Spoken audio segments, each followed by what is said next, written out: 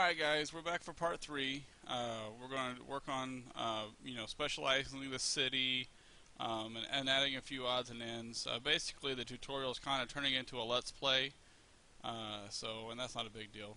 It's a pretty good game to play. It's pretty fun. So I'm going to show you how to specialize. Come down here to this little shield here. It says City Specialization. And what we're going to do, we're going to go with mining, and then we're going to go with trade. If you look in here, you've got coal mines at 2250 or 22.5, and then ore mine at 22.5, and then your trading post comes in at about 10,000. You want your trading post because you want to be able to sell your goods on a global market. So first we'll put in the mine, which I believe we're going to have to knock out some of these roads. I'm wanting to put it over here in this section over here. Actually, that'll fit right in there pretty nicely. But I'm going to knock out that back road because I'm going to need to be able to put my add-ons in. So we'll take that out. We're going to come in here. We're going to knock out this back road. Actually, I tell you what, we'll take out this road right here, and we'll put it closer to the front. So we'll knock that out. Put in our ore mine.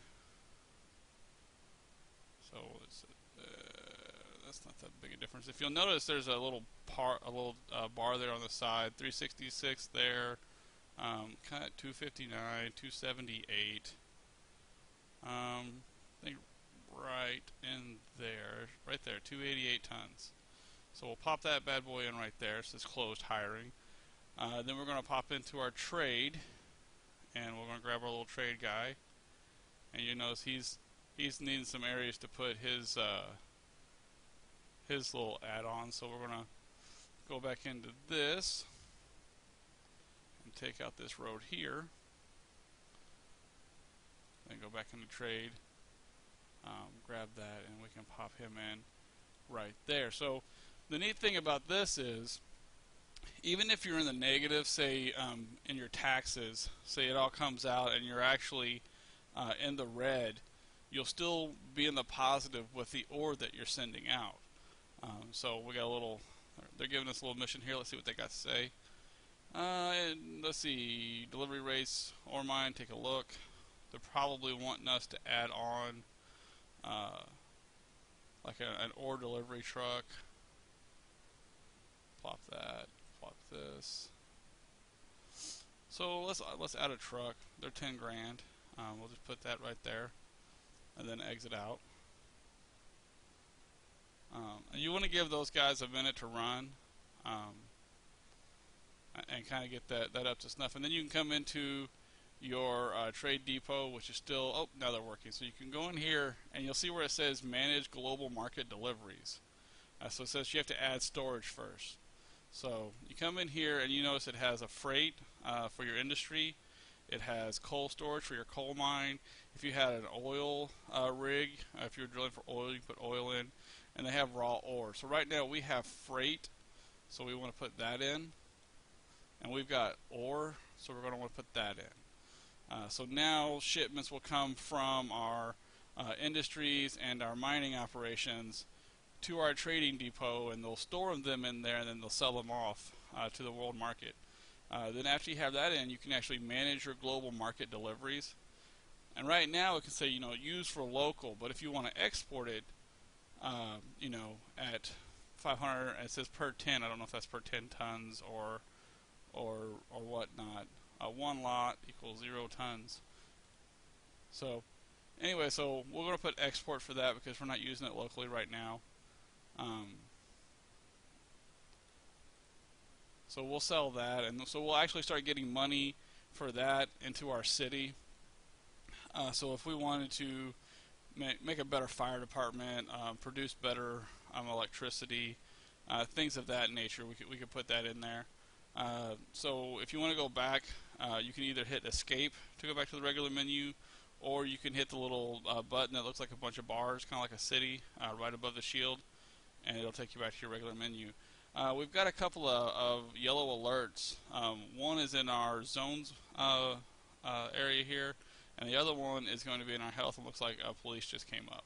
While you guys were gone, I did put the clinic in, and this is probably going to tell us that we're not doing a good job with crime. Not really keeping up with crime in this city. Maybe you could add a patrol car. Well, let's see, we've got enough money. So for 10,000, we can put another patrol car in. You just click that, pick a teardrop, pop it on there, and then you can put out extra police cars, and it actually increases your range a little bit.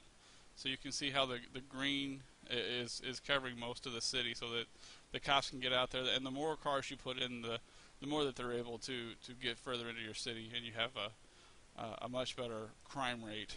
So let's go in and see what they're probably looking for workers. Yeah, zone residential for more workers. So let's go pick our residents, and we'll line out these extra areas over here. And what you'll probably end up doing is that a lot of times when you put in more residents, you'll get an outcry for commercial or industry or that sort of thing. So we'll put that in. If you look down here at the bottom corner next to where the population panel is, you'll see the bars. Residents is okay, it's come down a little bit. There's kind of an outcry for industry. So, and you can handle that one of two ways. If you guys notice, right now I've added, upgraded the roads, and then so we still have some dirt roads down here that we can upgrade, and that will sometimes bring that industry bar down.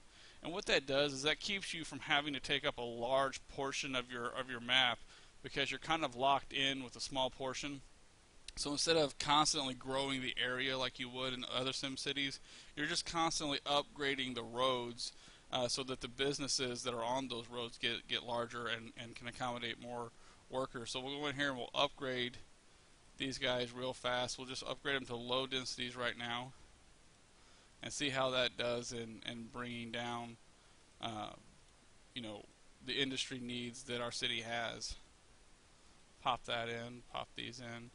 And they can it's funny because the more you break it up, the more little roads you have to upgrade. So we'll let that play for a minute. Didn't seem to really affect the industry much, but I'm going to let that go for a minute to see how the computer handles it. Looking at fire departments, they're probably going to ask us the same thing. Go over here to the paintbrush and the hammer, and they're probably going to need an extra a truck to run around. We've got 22,000 and it costs 15,000 for a truck, so we're going to go ahead and put that truck in for them. You notice that we have a lot of room on either side to put that truck in, or put those extra garages in. So you can use one firehouse to treat most of your surrounding area. And actually, if you don't want any, if you have neighbors who have lots of fire trucks, you can simply go out and have fire trucks come in. And I'll show you guys how to do that real quick. If you look up here, there'll be 3 blocks kind of in a triangle with a circle around it. That's your region view. If you pop that, it'll zoom way out. And so right now it says we have 2 trucks claimed and connected, and we're not bringing anything in right now. We're not sending anything out. So we're going to escape out of that. Well, we're going to try. There are other cities. There's this city over here, Sullivanville. It says it need simoleons. You can actually click that. You can visit it, or say you want to see what kind of power. Like right now, they have 0.5 milliwatts extra that I could buy from them if I wanted to. They have 6 kg gallons of water that we could buy from them. They don't really have any mass transit right now. And this will kind of show you like low-paying workers. That's kind of the breakdown. Mid-level workers, and then higher workers. And it seems like we have a lot of high-paid workers in our district. It says they need high-wealth workers to improve, improve their way of life over there. So you can make deals with your neighbors. You can actually come up here to the left-hand corner, and there's a little bar there, or a little chat window, so you can actually say, I have high-wage workers if you need them. And so you just hit that, send it in, and when they get a chance to come on, they'll come in and they'll see that, and then they'll accept or set up a deal or something like that. So we'll come back. Our industry really hasn't changed. Our residential's gone down. We don't have a lot of need for commercial, but it seems like our industrial needs are pretty high. So we're going to go ahead and put in I'm going to just start out with this low density road. Oh my god, zombies escaped quarantine and they're in the backyard, more than 11. This is the first ever um, uh, disaster event I've ever had. I haven't seen anything like that yet, so I don't see anything really going on. It's kind of cool. But we're going to go ahead and put in these roads. It's turning dark on us. So we'll lay in these low density roads at first. And I can't draw into the power plant, so I'll have to stop just short of the power plant and then connect it. And for some reason it's not letting me connect. Cannot draw through place building, so I guess that must be a lot closer than I thought it was. We'll go over just a tad. There we go. Then you can just grab your bulldozer if you're a stickler like I am and clean up those corners. So then we'll go in here and we'll add some more industrial and see if that comes down a little bit.